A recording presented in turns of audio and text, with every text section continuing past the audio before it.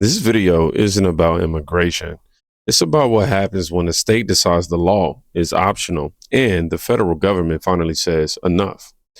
If you leave now, you'll definitely miss the turn because everything you're about to see explains why Minnesota just crossed the line that it can't uncross.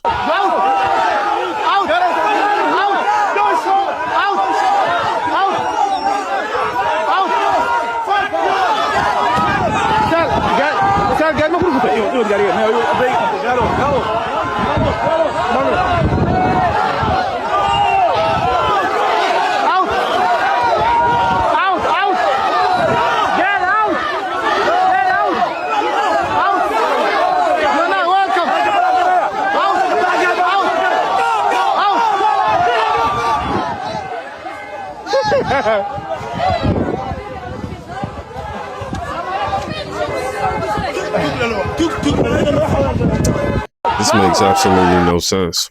DHS is chased out by a Somali mob, it says. Let's, start with this one. Not a debate, not a policy argument of any kind, but federal agents chased out by a mob. Pause on that for a second. This isn't protest. This is authority being tested. And when mobs learn they can push the law back, unfortunately, they don't stop pushing at all. Now, here's the part the left didn't expect at all. Bitches. Look at all of you.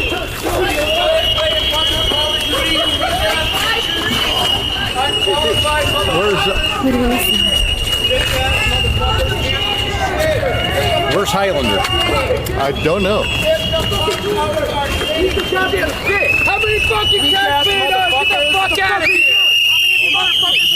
How many children? You're such a fucking coward.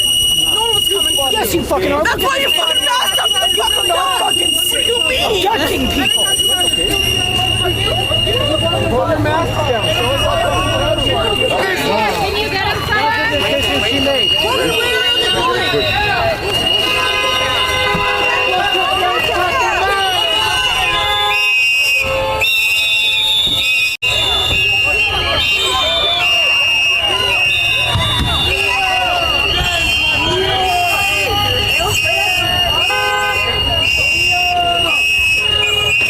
Watch out for that kid.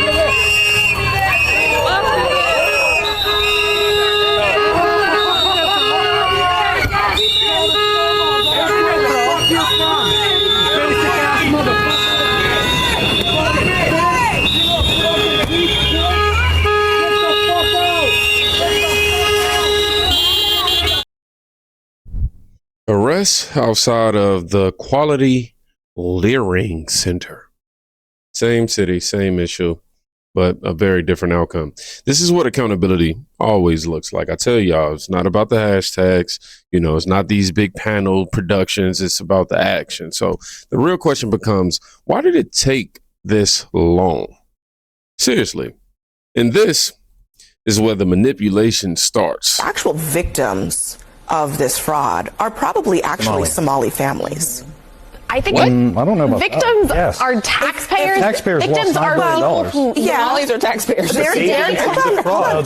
They are now. Yes, they are. I want to get into data. Hold on. Yes, they are. 80% of them are on welfare. They pay Hold on a state, second. local, Hold on a and second. sales And taxes. they get it all back with their welfare Hold on. payments. They're not They taxpayers. get it all back. Wait, hold on. But Hal, are you suggesting Yes. that all across America, actual victims? I like how of this everybody, fraud I usually don't do this, but I just want y'all to just enjoy how everybody shut that down.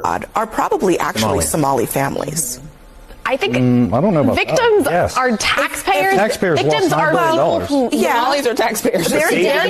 Hold on. They're actually They are not now. Yes, Hold on. Y'all see that framing? Not what she said, but how it said taxpayers, lose billions and somehow the criminals are the victims?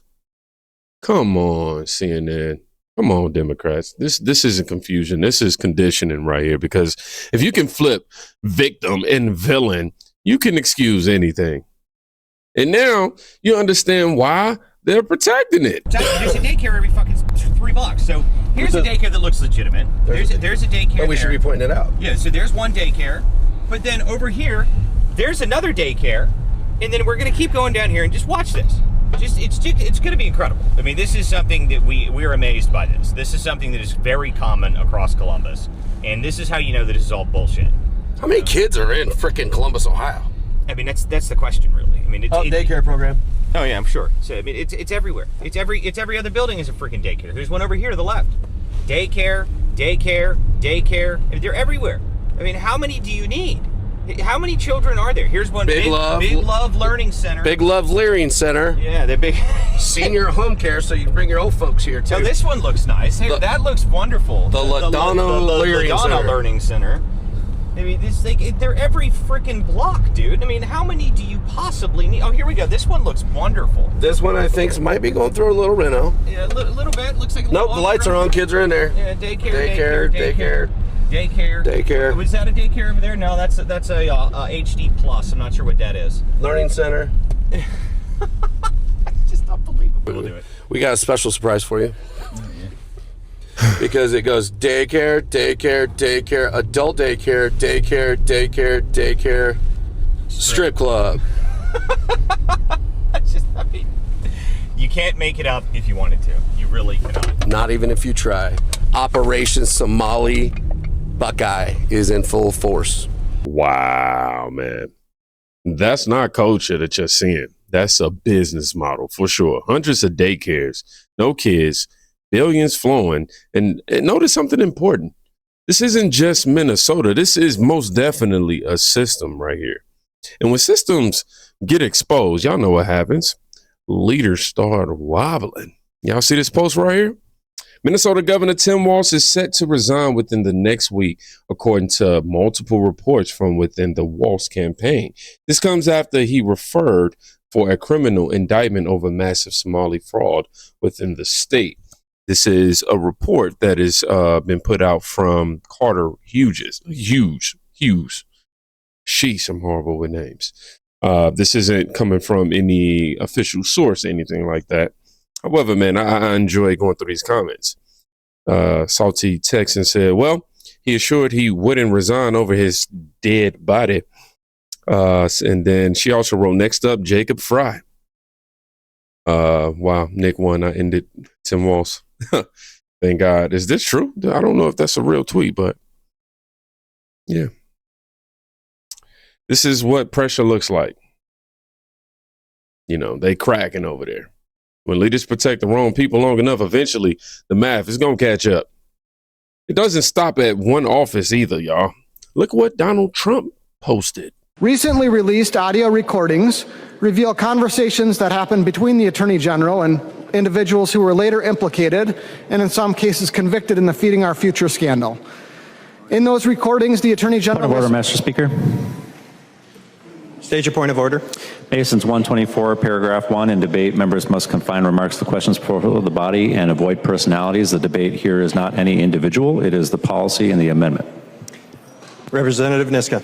Thank you, Mr. Speaker. The Attorney General was asked in those recordings to use his authority to protect businesses under investigation for wrongdoing, and rather than distance himself or remain neutral to allow the legal process to unfold, he responded in those recordings, of course, I'm here to help. Mr. Speaker, point of parliamentary inquiry. State your point of parliamentary inquiry. Mr. Speaker, there was a point of order, and I didn't hear a ruling or any resolution of the point of order. Was there a resolution to it?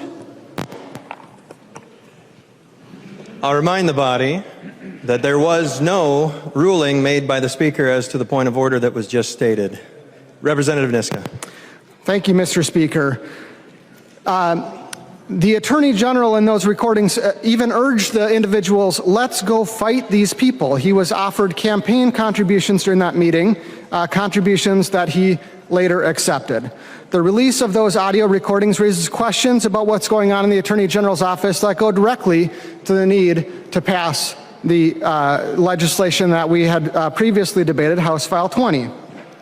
Although he has insisted that nothing came of the meeting, his office lost disclosure of closed investigative point data. Of order. Masons 124. The A11 will help ensure that what happens behind closed doors in the Attorney General's office sees the light of day. We can protect people's privacy while shining a light on what the Attorney General's office is doing, who is influencing that office, whether it's those under a criminal investigation, nonprofits, corporations, or billionaires with political agendas, because Minnesotans have a right to know when their Attorney General's office is working with them. Minnesotans have a right to know whether the Attorney General is telling the truth, that nothing came of that meeting. That's why the A11 is so important. Keith Ellison criminal referral. Here's where the left panics, because this isn't, a rogue employee. This is the referee. When the people in charge of enforcement are compromised, law becomes selective. And when accountability finally shows up, I want y'all to sit here and watch the excuse that this man came up with. Former counselor was indicted, calling the situation let me turn the volume up. distraction for the city. Congratulations. It's only been 3 days since Iman Osman was sworn in to represent Ward 5 in Lewiston, but that was brought to an abrupt halt after sending this resignation letter today to the council, saying he is stepping down, effective immediately. I'm excited to put this behind us. Osman says in his letter that during his time in public office, he has faced vicious personal attacks. Were you aware of those attacks at all? Did he mention those to you? I am aware of the personal attacks that he's received, and it's absolutely horrible. Osman's resignation comes just a day after he pleaded not guilty to an indictment on gun charges. The law did not prevent us from swearing him in. He was duly elected by Ward 5 residents. There were also questions surrounding his legal address that trace back to a condemned building. Despite that, several people spoke in support of Osman after Tuesday night's swearing in. So he's the person, we elected him to this seat because he knows exactly how to deal with what is going on in downtown Lewiston. We reached out to Osman's attorney in hopes of speaking with the now former counselor. The attorney said his client did not want to speak to us today. And Max has been following this for a while. You also learned the City Council holding a special meeting tonight at 6, likely to talk about what's next, likely a special election. But what about the seat that Osman vacated on the Lewiston School Committee when he was sworn in to the council? Yeah, so the city charter required Osman to give up his school board seat when he was sworn into the city council. Now, the mayor needs to appoint someone to fill that open Ward 5 school committee seat. That appointment will have to be voted on by the city council, and an election is planned for the Ward 5 school committee seats in November. And as of right now, there's nothing preventing Osman from running again. For the school committee seat? Yes. Lots of moving parts on this one, Max. We appreciate your live update. Time for Same script, different state. No denial, no explanation. Just the word they use when facts get inconvenient. But the receipts, they always ruin the story. Well, when News Nation investigates, the impact can be swift and dramatic. We saw that today as shockwaves reverberated in part from a News Nation exclusive we brought you last night. We told you about how a small community in Maine alleges that money for mass shooting victims instead went to a Somali-linked nonprofit. Well, tonight, less than 24 hours after our report aired, Lewiston City Council member Iman Osman, who is a Somali refugee, is stepping down. He didn't give a reason, but News Nation has learned his nonprofit was one of dozens that received some of that money raised for these shooting victims. Not only that, it turns out Osman has 2 felony gun charges and faked his address. News Nation investigative correspondent Rich McHugh has been digging into this and joins me now. You broke this news last night. How did this unfold today? It's been wild, Elizabeth, and it's still actually unfolding. There's an emergency city council meeting happening right now in the building behind me. They're trying to figure out what exactly to do. So just to reset, Lewiston had one of the worst mass shootings in our country's history. The country rallied behind, raised a bunch of money, over $6 million. There was the Maine Community Foundation. They promised everybody that all of the monies were going to go to the victims and their families. Well, it turns out that about 30%, $1.9 million went not to the families and victims, but went to nonprofits. And we found that at least 9 of them were immigrant focused. At least 7 of them were Somali linked nonprofits. Now, one of those nonprofits is the Lewiston Auburn Youth Network. They received $65,000. The Somali man who runs it, Imam Osman, sworn in as city councilor this week. He stepped down this morning. And so we've done some digging. He's facing felony gun charges. He has pled not guilty to that. He ran for city council here using an address that is a condemned chicken restaurant. I went there and looked inside earlier. This is his nonprofit received the $65,000 from the Lewiston Victims Fund when survivors like Jennifer Zenka, shot twice, received a mere $32,000 and couldn't pay for her surgeries. Take a listen. It didn't really hit me and really upset me until I was in a position with a $93,000 hospital bill that I couldn't cover. What do you think happened here? They raised money for nonprofits on the backs of 18 people who were murdered, 13 people who were shot, and 136 people who escaped their attempted murder. They used that to raise money for nonprofits. In Minnesota, they're stealing from the taxpayers. In Maine, they're stealing from the taxpayers and victims of a massacre. So why they received this money is just disturbing. Why this man's nonprofit received these monies is a big giant question mark. Why he was even put on the city council here raises even more questions. When Elizabeth, I went to the city clerk today. It took me 2 seconds to get his bond sheet. Back to you. 2 felony gun charges at a fake address that's really a condemned chicken restaurant. Rich, you can't make it up. Now we get the real details of what actually happened and why money meant for victims redirected. This is why people are angry, not because of where someone's from, but because of what was taken. And when people see that, man, the spell, it automatically breaks. And this is where it ends if it's left unchecked for too much longer. You're pulling over, you're hopping out of the car, you're ready to brawl with anybody. My gun, I was gonna blast if I didn't see the cops. I swear to God. That's it. I don't care. To me, I don't care. My life, I don't give a f. Let somebody blast me. I don't give a f. Just because of the burning of the Quran, the attempted burning. I'll f that motherfucker's life up and his family. That's it. It's on camera. I will f that motherfucker's life up. Let him come to me face on face. Face to face, I'll kill him. I'm my mother's soul. So that's it. You're killing him. I'll kill him. Murder. Arrest him. You just saw them come out. The guy, one guy even said he'd be down to murder. He would murder another man. We all got arrest him. Do your job. Seems like the police have sided with the people, the Muslims here in the town. Yeah, no they have. And are you from Dearborn? Dearborn Heights, we've seen it happening, and it's just it's a maximum encroachment every week to week. You're pulling over, you're hopping out of the car, you're ready to brawl with anybody. Dearborn Quran threat. No spin, no editing. This is just reality.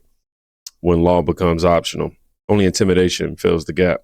This is why enforcement matters. This is why lines matter. Minnesota didn't cross the line because of immigration. It crossed the line because the left decided enforcement was offensive and accountability was optional. The federal government didn't escalate this. It corrected. And now the country's watching to see who's next. Now, if you made it to the end of this, I want you to write in the comment section, lines matter. So I know that you've seen a full picture. It's not for the algorithm, it's for me. Y'all be safe. Go check on somebody today. You can quite literally be saving their life.